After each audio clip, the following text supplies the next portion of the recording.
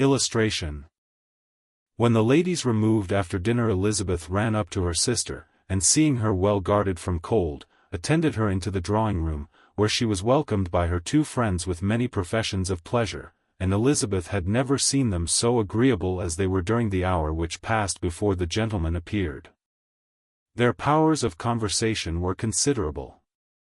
They could describe an entertainment with accuracy, relate an anecdote with humor, and laugh at their acquaintance with spirit. But when the gentlemen entered, Jane was no longer the first object. Miss Bingley's eyes were instantly turned towards Darcy, and she had something to say to him before he had advanced many steps. He addressed himself directly to Miss Bennet with a polite congratulation. Mr. Hurst also made her a slight bow, and said he was very glad, but diffuseness and warmth remained for Bingley's salutation. He was full of joy and attention. The first half-hour was spent in piling up the fire, lest she should suffer from the change of room, and she removed, at his desire, to the other side of the fireplace, that she might be farther from the door. He then sat down by her, and talked scarcely to anyone else. Elizabeth, at work in the opposite corner, saw it all with great delight. When tea was over, Mr. Hurst reminded his sister-in-law of the card-table, but in vain. She had obtained private intelligence that Mr. Darcy did not wish for cards, and Mr. Hurst soon found even his open petition rejected. She assured him that no one intended to play, and the silence of the whole party on the subject seemed to justify her. Mr.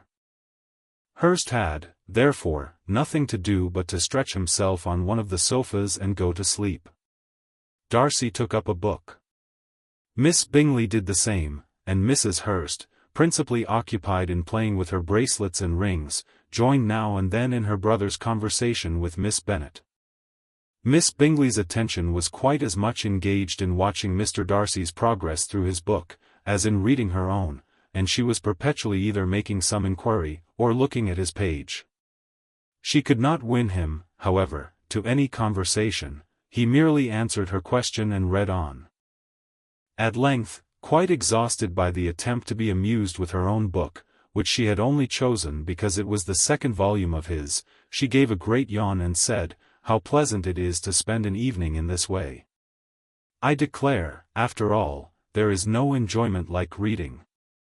How much sooner one tires of anything than of a book. When I have a house of my own, I shall be miserable if I have not an excellent library."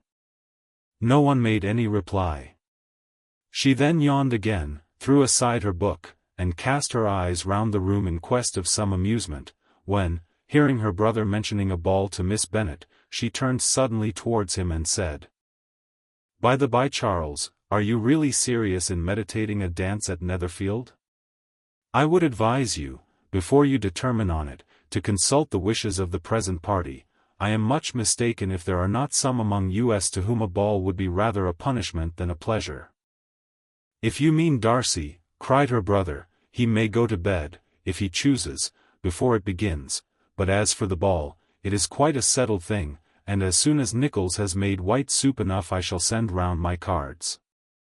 "I should like balls infinitely better," she replied, "if they were carried on in a different manner, but there is something insufferably tedious in the usual process of such a meeting. It would surely be much more rational if conversation instead of dancing made the order of the day." "Much more rational, my dear Caroline, I dare say, but it would not be near so much like a ball." Miss Bingley made no answer, and soon afterwards got up and walked about the room. Her figure was elegant, and she walked well, but Darcy, at whom it was all aimed, was still inflexibly studious. In the desperation of her feelings, she resolved on one effort more, and, turning to Elizabeth, said, "Miss Eliza Bennet, let me persuade you to follow my example, and take a turn about the room. I assure you it is very refreshing after sitting so long in one attitude." Elizabeth was surprised, but agreed to it immediately. Miss Bingley succeeded no less in the real object of her civility. Mr. Darcy looked up. He was as much awake to the novelty of attention in that quarter as Elizabeth herself could be, and unconsciously closed his book.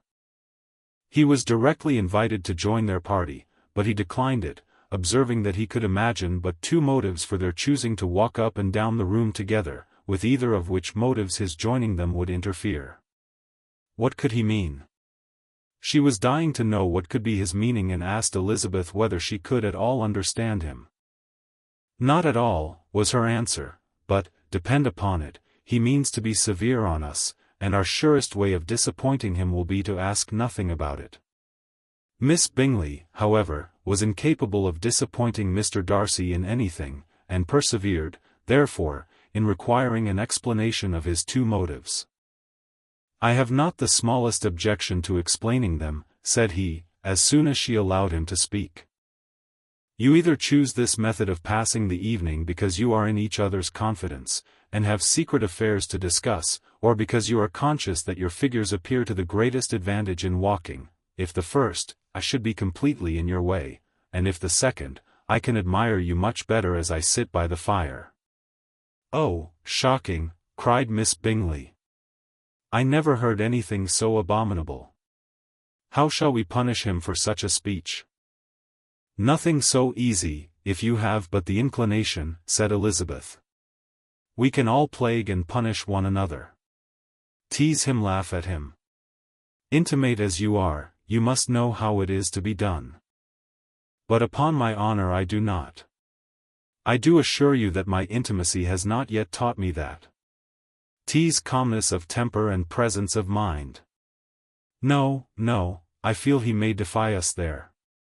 And as to laughter, we will not expose ourselves, if you please, by attempting to laugh without a subject. Mr. Darcy may hug himself." "Mr. Darcy is not to be laughed at," cried Elizabeth. "That is an uncommon advantage, and uncommon I hope it will continue, for it would be a great loss to me to have many such acquaintance. I dearly love a laugh. Miss Bingley," said he, "has given me credit for more than can be.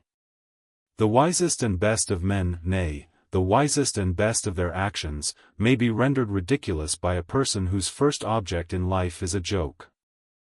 "Certainly," replied Elizabeth, "there are such people, but I hope I am not one of them.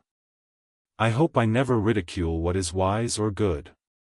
Follies and nonsense, whims and inconsistencies, do divert me, I own, and I laugh at them whenever I can. But these, I suppose, are precisely what you are without. Perhaps that is not possible for anyone. But it has been the study of my life to avoid those weaknesses which often expose a strong understanding to ridicule. Such as vanity and pride. Yes, vanity is a weakness indeed. But pride, where there is a real superiority of mind, pride will be always under good regulation." Elizabeth turned away to hide a smile. "Your examination of Mr. Darcy is over, I presume," said Miss Bingley, "and pray what is the result?" "I am perfectly convinced by it that Mr. Darcy has no defect. He owns it himself without disguise."